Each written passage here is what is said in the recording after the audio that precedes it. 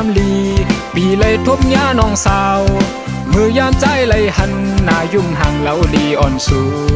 พ้องน้องอ่อนสาวยุ่มมาเนหน้ามนแก้มคองยกเกาใจเฮาย่องเมาจอมกอบสู่อ่อนสาวน้องก้นห่างลีโอ้ยน้องสาวกินข้าวกับสั่งไหนจึงเปมาเล่าถูกตาถูกใจเฮาปีจ้องสู่นางห้ามก็กูค้างอยู่โตดันแล้วไว้หือนอว่าปีเคยย้อนถามตัวจองเตพี่เจอสั่งว่าใจเฮาย้อนหักนางจองเตพร้อมใจเฮาเลยฮือบ่าวปีเคยย้อนหมอกลาดว่าเฮาหักสู้เป็นลูกยิงเพอเป็นสาวเวงเมืองตีเลยเคยย้อนเห็นลูกคอยปอดังเมสู่ความปันอยู่หือแค้นต่อตอบปันพองดูสาวน้องปนห่างลีปีย้อนหักน้องเป็นคนก็ตำเจอ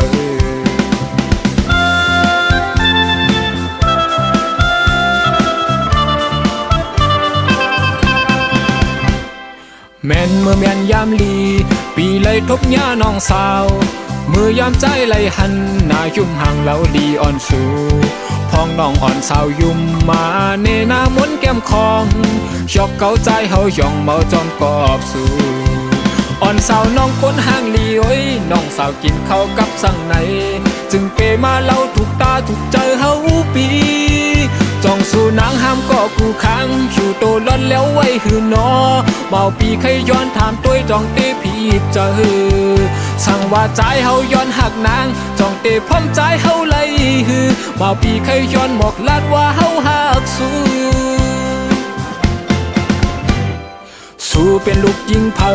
เป็นสาวเวงเมืองตีเลยเคยย้อนเห็นลูกคอยปอดังเมสู่ควางปันอยู่หือ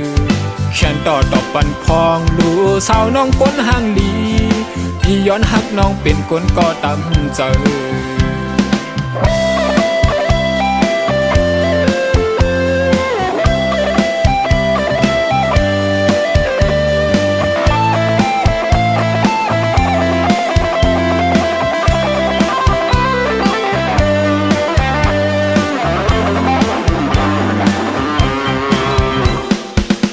เมื่อแม่นยามลี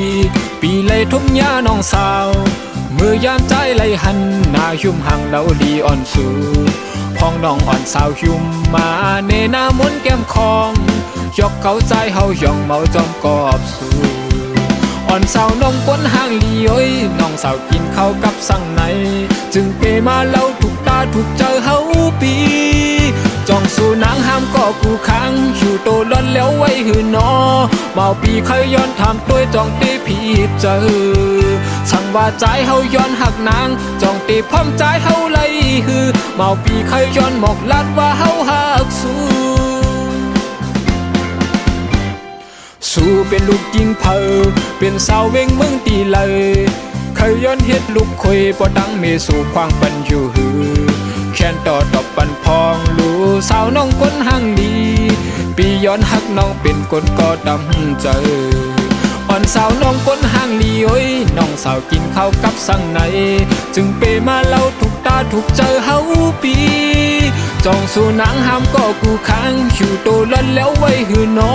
เมาปีเคยย้อนถามตัวจองเตพี่เจอสั่งว่าใจเฮาย้อนหักนางจองเตพร้อมใจเฮาเลยฮือเมาปีเคยย้อนหมอกลาดว่าเฮาหักสู้เมาปีเคยย้อนหมอกลาดว่าเฮาหักสู้เมาปีเคยย้อนหมอกลาดว่าเฮาหัก